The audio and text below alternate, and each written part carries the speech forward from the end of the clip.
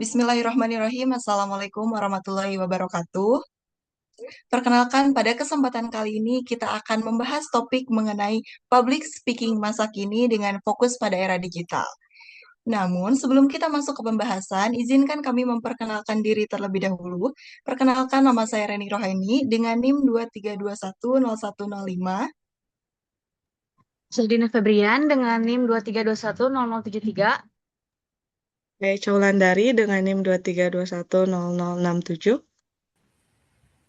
Dan saya Najwa Nazila dengan NIM 23210059. Dan terakhir, saya Asti Dwi Ananta dengan NIM 23210039. Baik, untuk mengefisienkan waktu, mari kita mulai untuk topik pembahasan pertama mengenai panggung baru realitas komunikasi digital yang akan dipaparkan oleh Saudari Tedinda. Kepadanya disilahkan.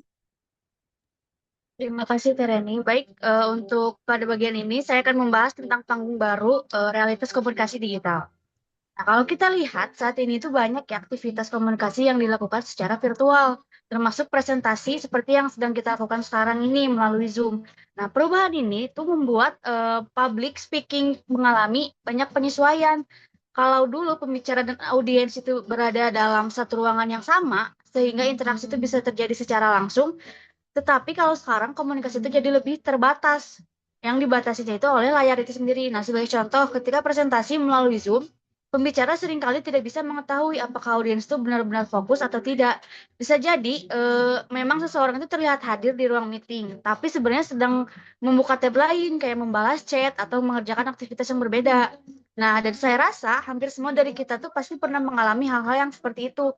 Karena itulah makanya perhatian audiens itu jadi tantangan terbesar dalam public speaking, apalagi di ranah digital. Nah, selain distraksi dari media sosial atau notifikasi itu, ada juga nih kelelahan digital akibat terlalu lama untuk menatap layar. Hal ini tuh membuat audiens jadi lebih cepat kehilangan fokus dibanding dengan komunikasi secara langsung atau tatap muka. Oleh karena itu, seorang pembicara itu tidak hanya dituntut menguasai materi, tapi harus juga untuk mampu membuat penyampaian yang menarik, singkat, dan interaktif supaya audiens itu jadi tetap terlibat gitu, masih terasa hadir gitu. Jadi inti dari bagian ini tuh era digital telah menciptakan panggung komunikasi yang baru dengan tantangan yang baru juga. Oke, baik. Terima kasih, Teh Dinda. Nah, kita lanjut ke topik pembahasan kedua mengenai psikologi audiens digital. Berbicara pada pikiran yang sibuk. Pembicara kedua kita ada Teh Echa Wulandari. Kepadanya disilakan. Terima kasih Teh Reni. Masuk ke poin kedua yaitu psikologi audiens digital, yaitu berbicara pada pikiran yang sibuk. Nah, tantangan utama kita adalah ekonomi perhatian. Di sini perhatian adalah mata uang yang paling berharga. Kita juga bersaing dengan dopamin instan. Nah, apa sih maksudnya? Jadi saat kita presentasi di depan layar seperti ini, musuh terbesar kita itu adalah distraksi digital. Jadi begitu audiens merasa bosan, mereka akan dengan mudah berpaling dengan membuka WhatsApp, IG atau TikTok atau apapun itu, sosial media apapun itu, lalu fokus mereka akan langsung hilang dalam sekejap. Selain ekonomi perhatian, ada juga pola konsumsi informasi modern, di mana salah satunya ada snackable content, eh, yaitu 8 detik untuk menarik perhatian audiens. Jadi kita hanya mempunyai waktu 8 detik untuk menarik perhatian audiens. Jika 8 detik itu kita lewatkan, maka mereka akan abai. Jadi kayak informasi yang akan kita sampaikan tidak akan didengar lagi karena 8 detik pertama yang krusial itu kita gagal memanfaatkannya. Lalu ada prinsip BLUF. Di sini kita harus menyampaikan inti atau kesimpulan di awal. Jadi jangan bertele-tele atau berputar-putar dulu. Jadi langsung saja masuk ke poin utama. Yang ketiga butuh pesan yang singkat, padat, dan visual. Jadi kita dapat menggunakan gambar yang menarik seperti tampilan mid mapping yang kita gunakan seperti ini. Lalu untuk membangun koneksi melalui kamera, kita bisa dengan prinsip pola pikir satu lawan satu. Jadi ubah pola pikir kita jika kayak merasa kita kayak lagi ngobrol sama banyak orang, tentunya akan sangat nervous ya, sangat deg-degan. jika kita mengganti pola pikir kita kayak jadi satu lawan satu, tentunya kita akan lebih rileks, lebih kayak ya udahlah gitu. Lalu ada interaksi mikro atau chat, polling, dan Q&A. Jadi di sela-sela presentasi kita bisa menyelipkan pertanyaan dengan kayak ini pertanyaan ini tolong jawab di chat dong, atau kayak tolong dong ini pilih pollingannya, atau kayak di Q&A ini tolong bantu menjawabnya seperti itu. Lalu ada yang terakhir ada otentisitas, membangun kepercayaan tentunya saat menyampaikan informasi, kita harus menggunakan data yang sangat relevan agar kepercayaan audiens juga dapat kita tarik gitu. Jadi kita tidak boleh tampil dengan kayak apa aja lah, yang penting mah kita tampil. Jadi harus dengan jujur, dan di dunia digital tentunya keaslian itu adalah cara paling ampuh untuk membangun kepercayaan audiens. Seperti itu mungkin kalau dari poin kedua. Terima kasih, saya kembalikan ke Teh Reni. Baik, terima kasih Teh Echa atas paparannya yang sangat menarik mengenai psikologi dari audiens digital. Selanjutnya kita masuk ke topik ketiga, yaitu mengenai etos digital, membangun kredibilitas melalui layar. Ada pemateri ketiga kita, Teh Najwa, kepadanya disilakan. Baik, Teh Reni, terima kasih sebelumnya. Nah, ketika tadi kami sudah membahas mengenai panggung baru dan juga psikologi audiens, pada kesempatan kali ini selanjutnya kami akan membahas mengenai 3 elemen utama dalam seni persuasi. Yang pertama itu ada etos. Nah, etos itu lebih ke bagaimana kita dapat membangun kredibilitas atau kepercayaan ketika berkomunikasi, terutama melalui media digital seperti saat ini. Nah, konsep ini tuh berakar dari teori retorika Aristoteles yang menyebutkan bahwa kredibilitas seorang pembicara itu dibangun melalui 3 unsur utama.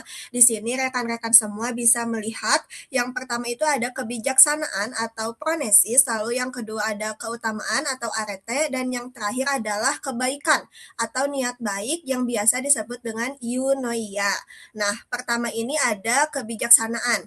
Dalam kebijaksanaan ini berarti kita memiliki pengetahuan dan juga mampu memberikan informasi yang benar serta dapat dipertanggungjawabkan atas segala yang apa kita ucapkan gitu. Lalu yang kedua itu ada keutamaan, yaitu kita mampu menunjukkan integritas, kejujuran, dan juga perilaku yang baik ketika orang lain percaya kepada kita. Jangan sampai karena kemampuan beretorika maksud saya maaf, kita itu bagus, jadinya kita malah berusaha untuk membohongi orang atau menipu orang lain gitu. Lalu yang ketiga itu ada kebaikan, yaitu menunjukkan kepedulian dan juga niat baik kepada audiens, sehingga komunikasi terasa lebih tulus dan juga membangun hubungan yang positif. Nah, dalam dunia digital ini, etos itu tuh terbagi menjadi 3 ranah.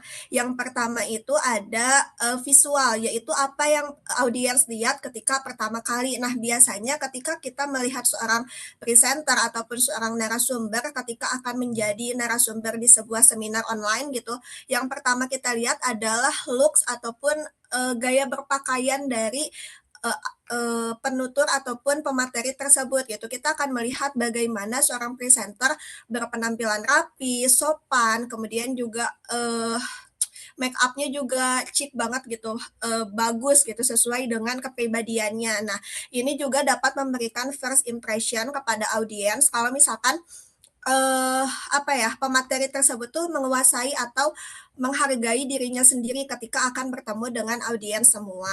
Nah, juga karena ini tuh di ranah media digital, jadi sebisa mungkin ketika visual ini tuh apa ya, penampilannya tuh harus rapi dan juga profesional, kemudian juga harus ada bahasa tubuh yang positif, misal dari kontak mata atau ketika berbicara itu menggunakan lambaian tangan atau kayak gimana gitu. Kemudian juga karena dilaksanakan secara daring, harus diperhatikan kualitas audio dan juga videonya.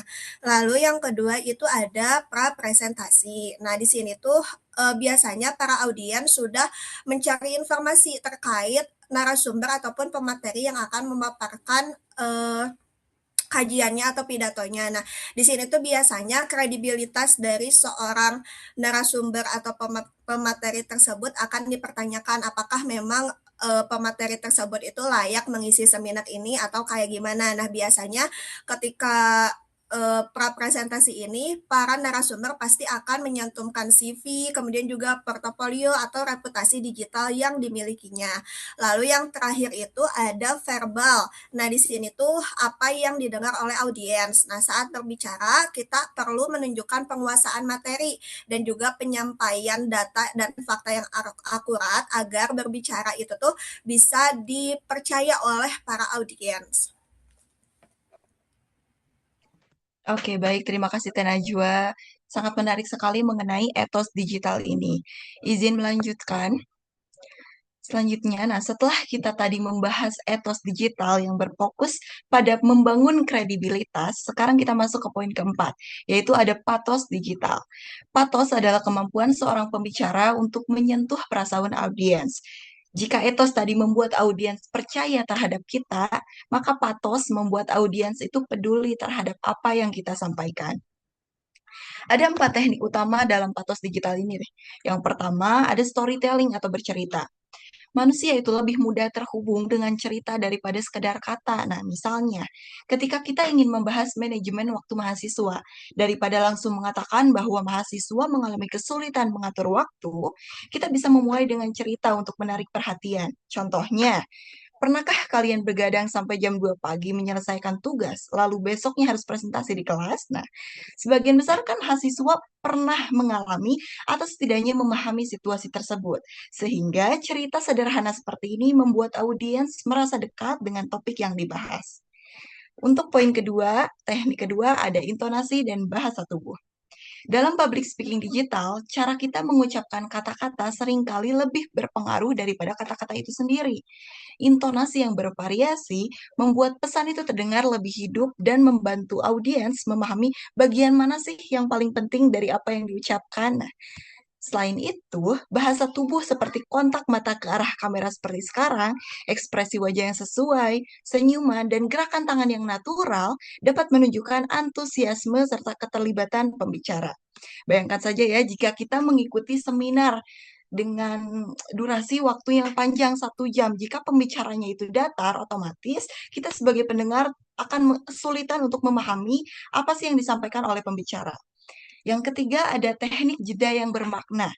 Jeda di sini bukan sekedar berhenti berbicara teman-teman, nah, tetapi teknik untuk memberi ruang kepada audiens agar dapat mencerna pesan yang disampaikan. Jeda yang tepat juga dapat memperkuat makna dan emosi dalam sebuah kalimat.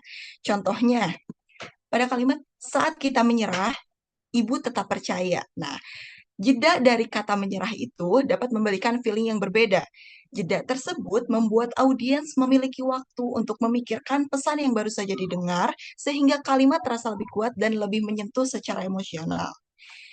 Teknik keempat, teman-teman, ada humor yang tepat. Humor dapat membuat suasana menjadi lebih nyaman dan mengurangi ketegangan. Contohnya, ketika membahas kebiasaan mahasiswa, kita bisa mulai dengan niatnya buka laptop untuk mengerjakan tugas. 5 menit kemudian malah scroll TikTok. Nah, biasanya kan audiens akan tertawa atau merasa situasi tersebut sangat dekat dengan kehidupan mereka.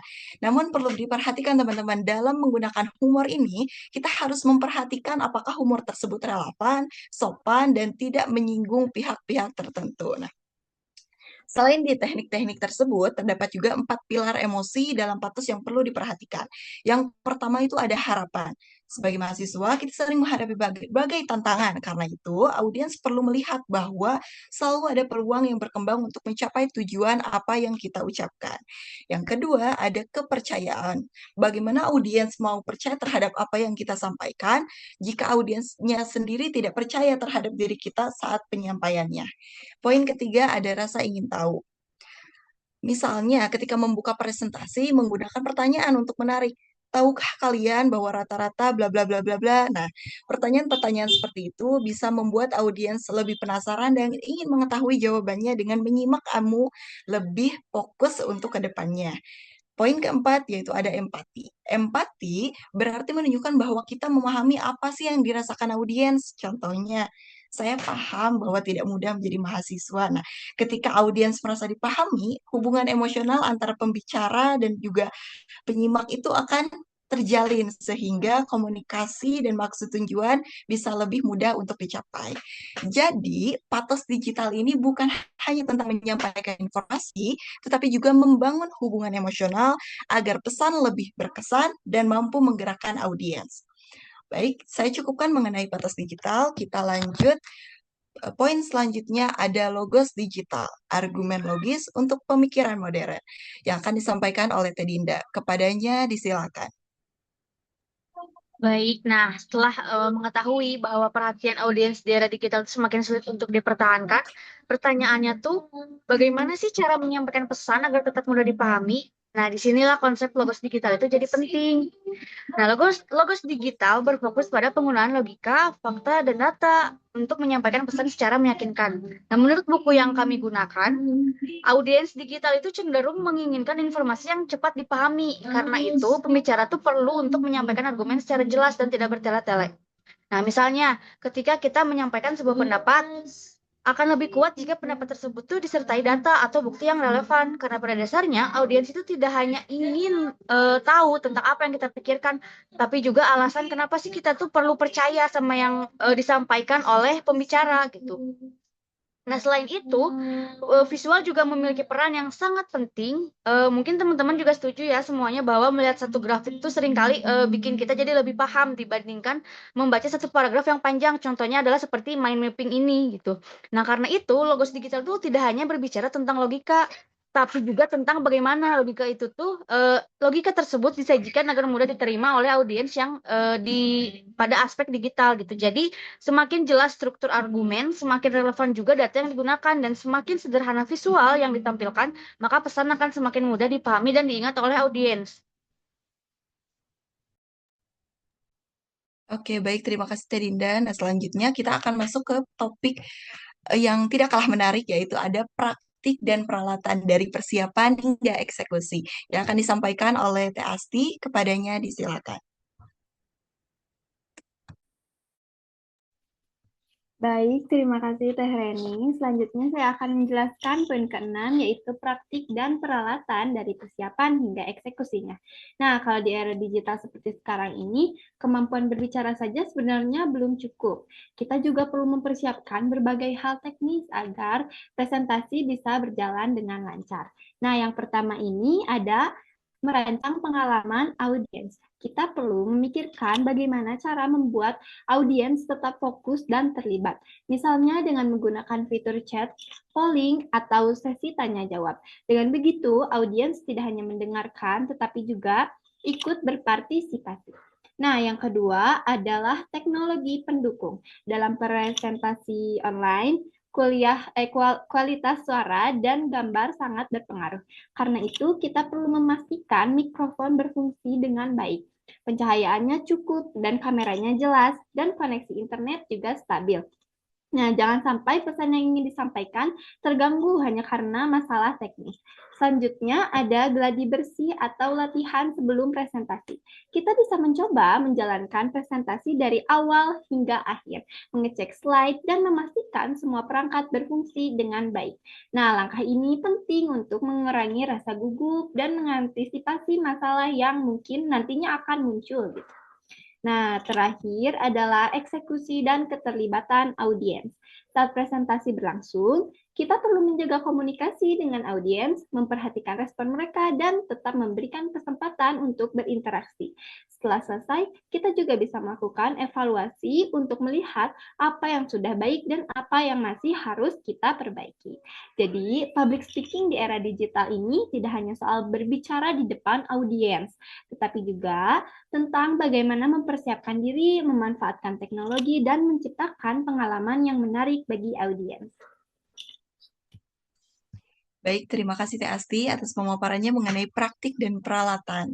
Nah, terima kasih juga kepada semua pemateri yang telah menyampaikan pemaparannya. Izin menyimpulkan bahwa dalam public speaking di era digital tidak lagi hanya bergantung pada kemampuan berbicara, tetapi juga pada kemampuan menarik perhatian, membangun kredibilitas, menyentuh emosi, dan menyampaikan pesan yang jelas melalui media digital. Dengan memadukan nilai etos, patos, logos, serta persiapan yang matang, seorang pembicara dapat berkomunikasi secara lebih efektif dan memberikan dampak positif kepada audiens di tengah banyaknya digitalisasi dan distraksi dari digital. Baik, sebelum saya tutup, ada satu quotes yang perlu diperhatikan di sini ada teknologi akan terus berubah, tapi inti komunikasi tidak pernah berubah, menyentuh pikiran, menggerakkan hati, dan menginspirasi tindakan. Kami cukupkan. Mohon maaf bila terdapat kekurangan dan kekeliruan dari apa yang kami sampaikan. Saya cukupkan. Wassalamualaikum warahmatullahi wabarakatuh.